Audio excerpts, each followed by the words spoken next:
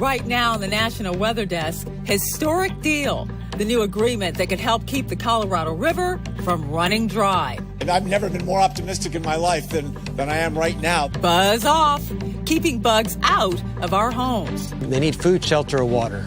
And our homes provide all of that. Smooth sailing, staying safe and on the water this summer. The biggest problem is inexperience. Bossy bass, the fish that came face to face with a snorkeler. Blunt charged me and hit the camera. And could there be underground oceans on this planet's moons? And if all the conditions are right, then maybe they have life too.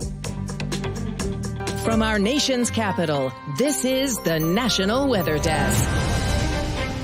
Good morning and welcome to the National Weather Desk. I'm Angela Brown. This morning we are watching a powerful typhoon in the Pacific Ocean. This is Typhoon Mawar, and right now it has the strength of a Category 4 hurricane with winds of 130 miles an hour or even higher. In less than 24 hours, it's expected to pass near or directly over the U.S. territory of Guam.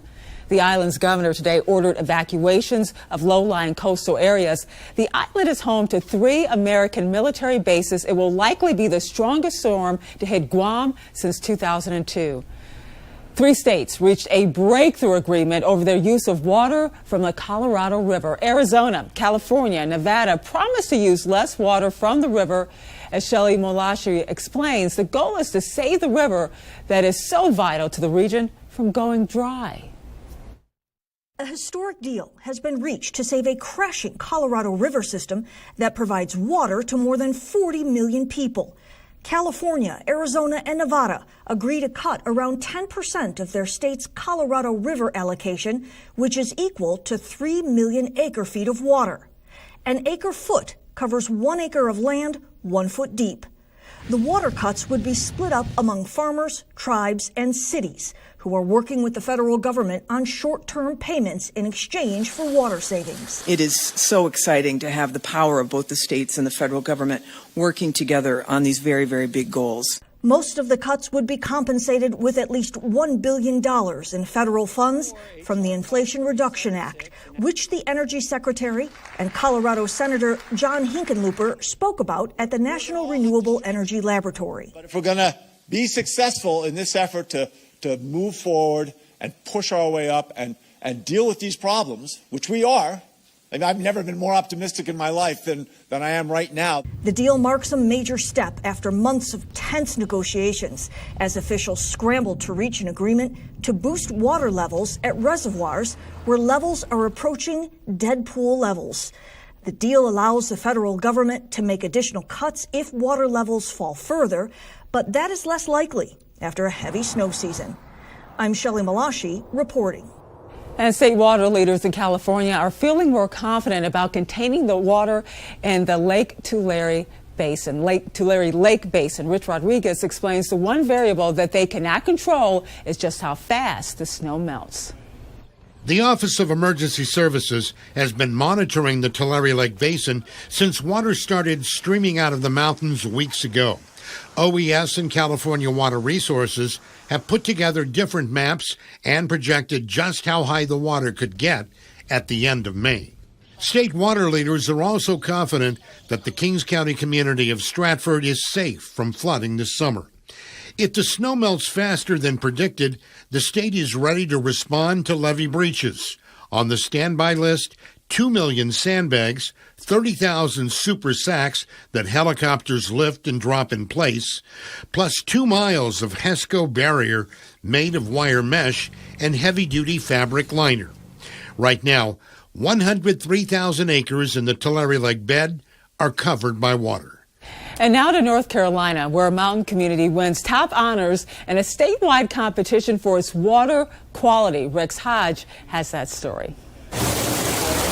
Here in Haywood County, we're blessed because we have no source water that flows into the county. Everything flows out. Jason Herbert says that, combined with Maggie Valley's mountains acting as a natural filter, combine to yield high-quality water. We work hard at keeping our water pristine and our area here from our source water from any developments or anything above there, agriculture. The purity of the water is constantly measured at the water plant. One measurement is turbidity. Herbert says anything over 0.2 doesn't meet state requirements. And we are at a 0.02 to 0.019, which makes it easier for us to treat the water through our system, and we can send it out at very low levels, well below what the state standards are. Maggie Valley's water winning a statewide first-place award, competing against 20 other rural areas from the North Carolina Rural Water Association gathering in Winston-Salem. Taste, odor, color,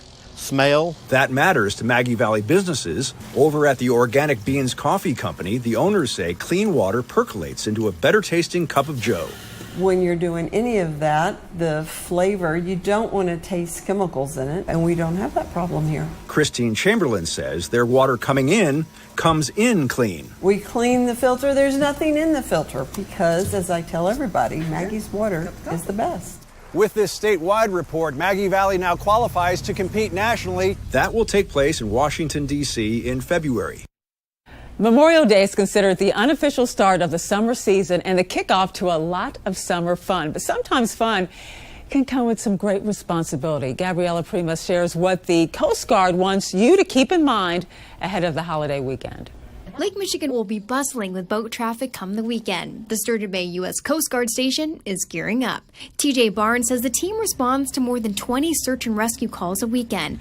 He says the biggest problem is inexperience. A lot of tourism. You could come into town right now and rent a boat for the weekend, but if you've never driven a boat in your life and you don't know the specific area and any of the danger zones, a lot of people end up on a rock there, or they'll encounter an issue with their boat. The battery dies or they run out of gas. He says it's important to keep a few points in mind. Make sure you have all the required personal protective equipment on your vessel. Make sure you have a marine radio or a cell phone within service that can contact the Coast Guard or local dispatch in case something does happen. Barnes says no matter if you're going out on a holiday weekend or a quiet summer day, you should let someone know what your plan is. Any point of contacts that you have, or let them know when you're going out and when you're going to be back. So if you are late or you don't show up, they can get the troops rallied and we can get a boat out looking for you. Barnes stresses the U.S. Coast Guard stops people for one main reason. It's mostly for search and rescue prevention. We're trying to focus on the people that are going out on the boats, make sure they have all the gear that's required of them. Overall, he says no matter if you're swimming, floating, or boating, safety should be your top priority. Summer isn't just about fun on the water. As temperatures start to heat up, bugs and insects are looking for a cool place to stay as well. Tyler Green has more on how you can keep your home bug-free this summer.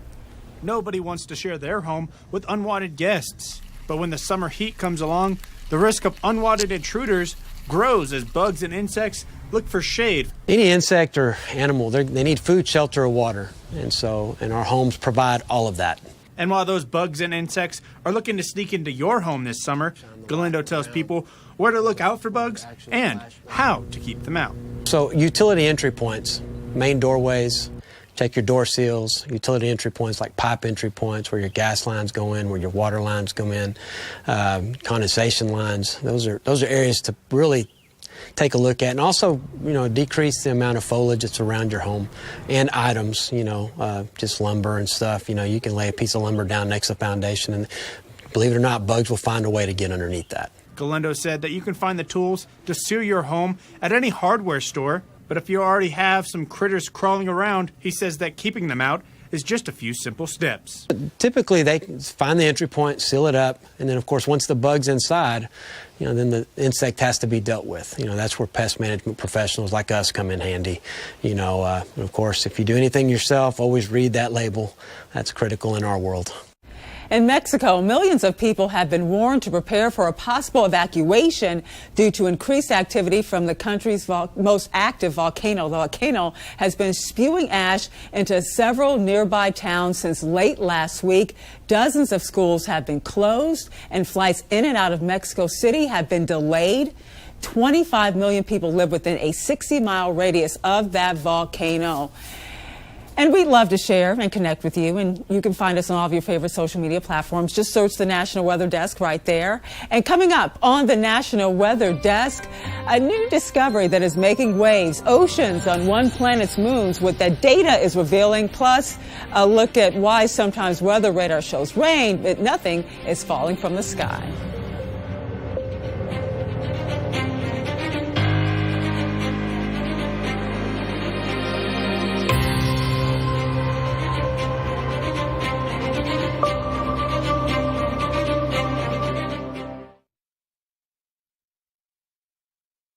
I'm meteorologist Charlie Lopresti with a look at the Northeast. We have a nice looking day on tap in the Northeast. Today, temperatures will warm back to around 60 at the coastline, near 70 over the interior.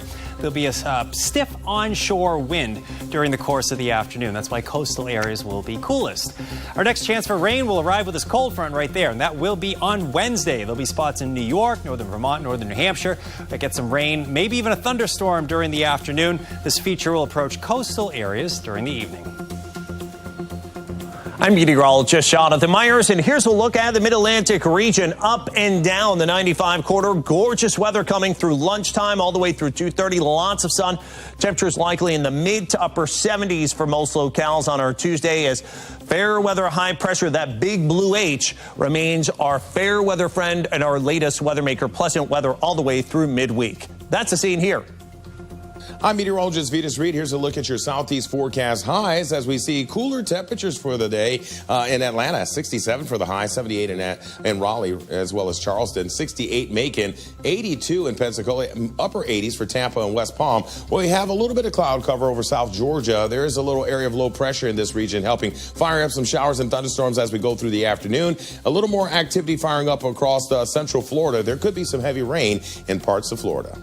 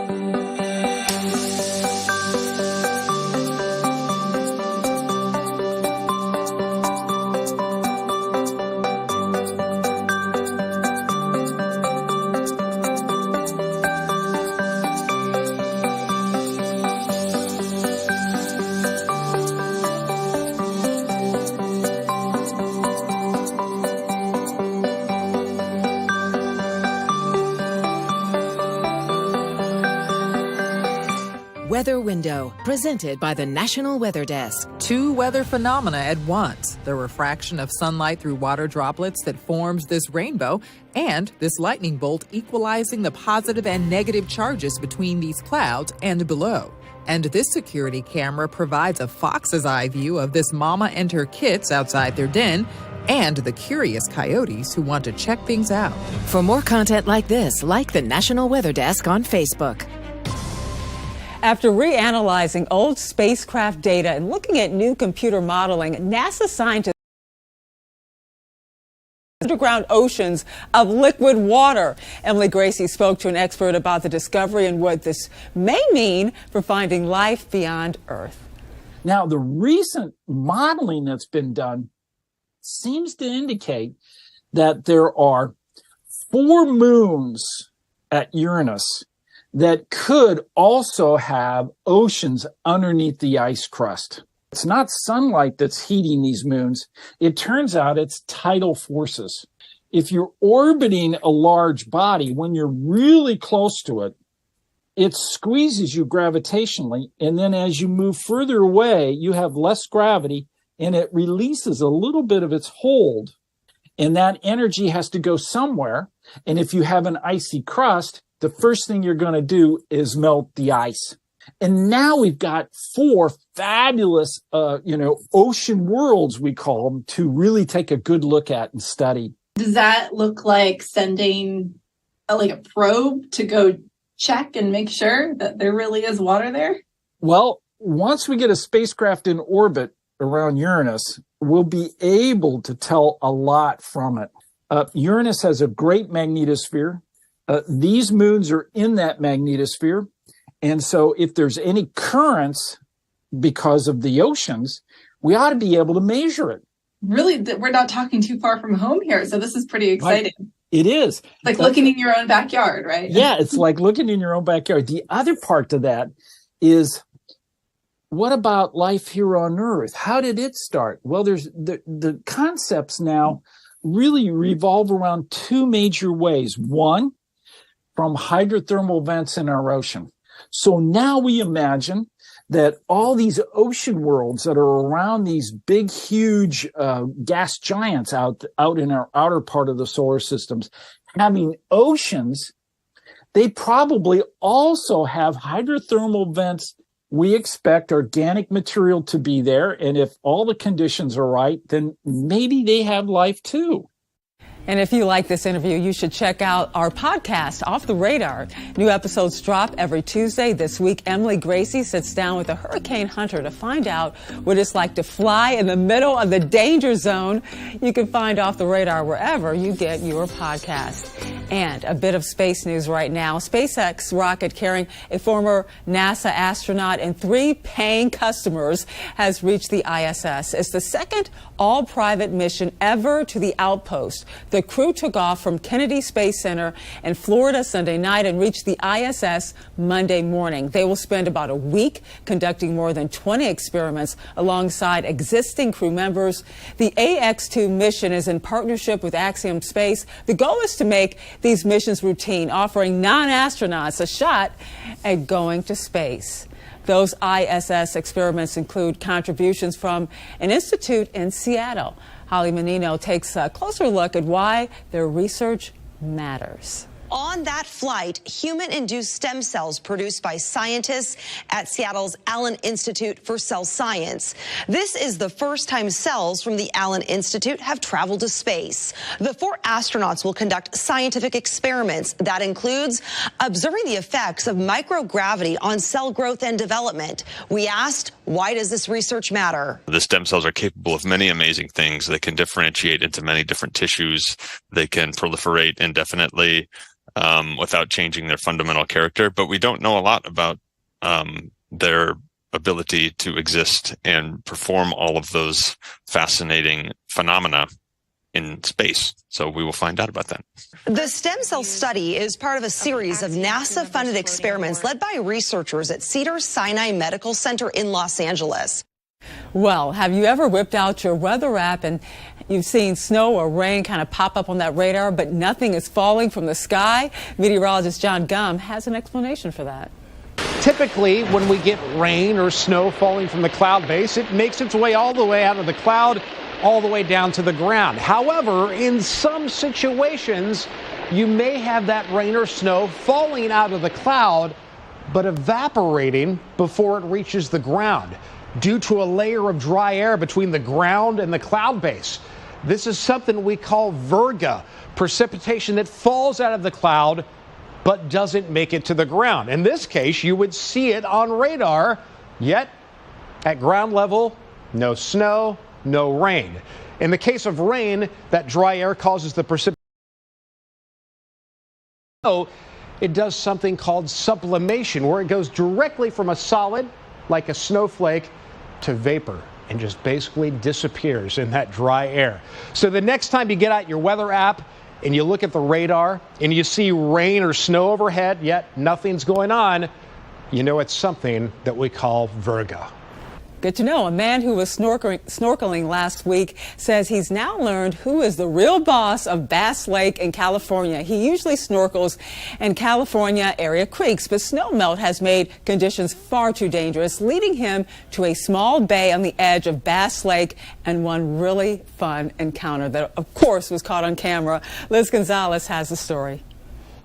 Chris Bradley expected calm waters as he went snorkeling in the shallows of Bass Lake, but this face-off was on another level. Some of them actually came from the dark weeds that you can see in the video and just blunt charged me and hit the camera, and then came around, back around, turned around and hit the camera again, came around, and then at that point I'm like, oh, this is a pretty aggressive. Translation, one bossy bass.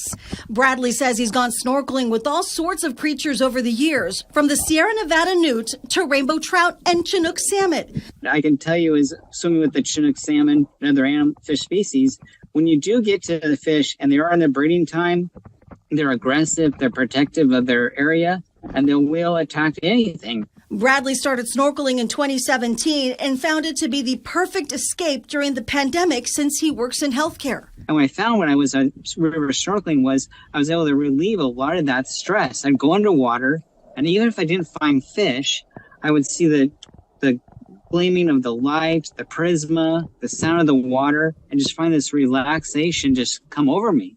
As you can see in my videos, you go into a lake or river, they're right there in front of you. You just don't know them. You don't have glasses on to see them, and they're not running away. They're right there by your feet when you're walking around. They're all just sitting right there. Except, of course, for the real boss of Bass Lake.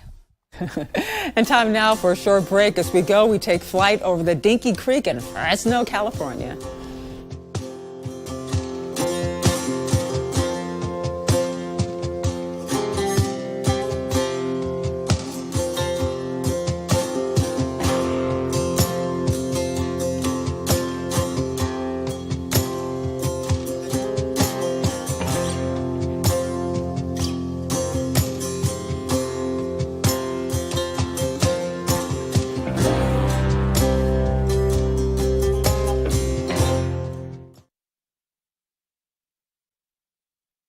Good Tuesday morning, everyone. I'm meteorologist Andrew Buck-Michael taking a look at your weather story across the Midwest. Really not too bad. Kind of warm. A lot of us in the mid-80s. We do have a little bit of rain across the far northern part of the Midwest. That'll kind of slowly try to sneak its way down tomorrow. A couple stray showers across the Great Lakes. A few thunderstorms also down here to the southwest. But as we continue on into the day Thursday, pretty similar, but it will be cooler for a lot of the Great Lakes region with highs back in the 70s, even some 60s and 58 in Milwaukee. Well, good Tuesday morning to you. I'm meteorologist Chris Suchan. Our forecast today across the region, we'll keep an eye out for a heavier storm or two in the northwest part of Texas and southwest Oklahoma. Highs 70s, a lot of 80s on the map, so it's a seasonably hot day. And then as we head into Wednesday's forecast, again, same region, could see some thunderstorms that drop down through Austin, maybe between San Antonio to Houston, and highs there on Wednesday. We're looking at a lot of 80s across the region to near 90. Well, hi there and a happy Tuesday morning to everybody. I'm meteorologist Shannon O'Donnell. Out west, we have cool clouds draped over the PNW and then, of course, a lot of sunshine, seasonably so over the desert southwest. 101 expected today in the Valley of the Sun in Phoenix, Arizona, and then 80s up the road into Salt Lake City. Low 70s, some perfect spring weather in Spokane as this front dives on down toward Nevada. Might pop some thunderstorms near Tahoe today. And that's the scene from here.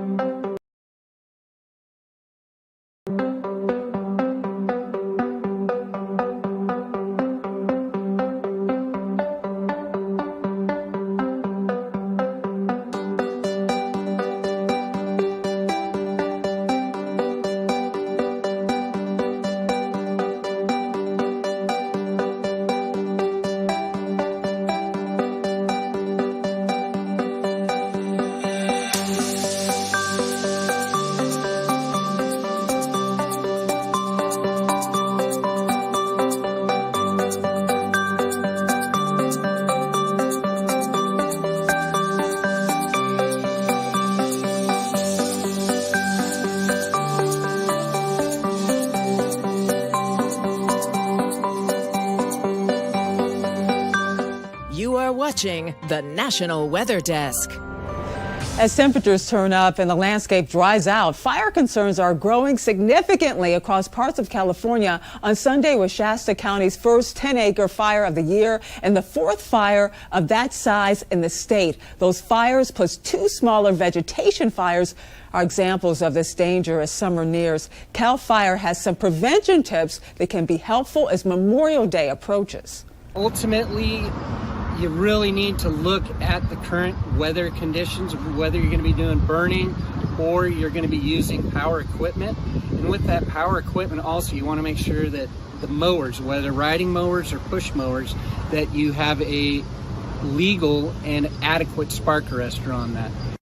Avoiding the peak heat of the day and gusty winds is also important. Also, having an adequate burn ring and a fire extinguisher on hand is also worthwhile to prevent fires. We love to share your weather content on the air. You can find us on all of your favorite social media platforms: Facebook, Twitter, Instagram, TikTok, YouTube. Just search the National Weather Desk or scan the QR code on the bottom left corner of your screen. We'll be right back.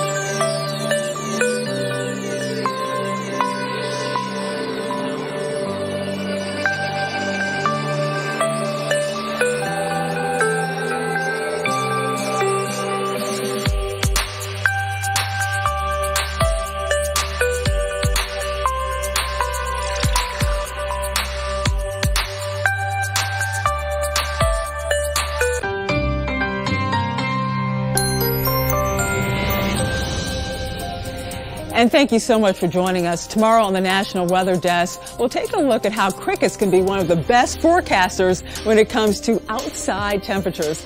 I'm Angela Brown. Make it a great Tuesday, and we'll see you right back here tomorrow.